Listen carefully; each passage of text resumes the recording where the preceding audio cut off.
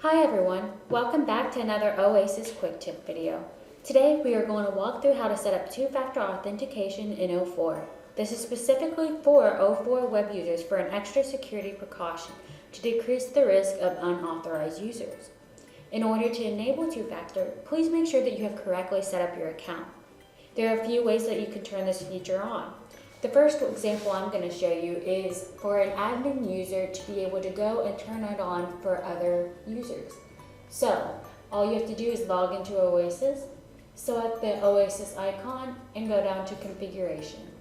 Once you're in this section, you need to select Users, select your username, and lastly, select the Enable Two-Factor. Once you have done that, you need to sign out and sign right back in. Once you have done that, you should be directed towards this screen. It's asking for a confirmation code, and in order to find it, you need to go into your email and find the confirmation code, copy it, and paste it into the section it's asking for. Once you have submitted, you should be good to log in. The next example I'm going to show you is going to allow any O4 user to turn on two-factor authentication.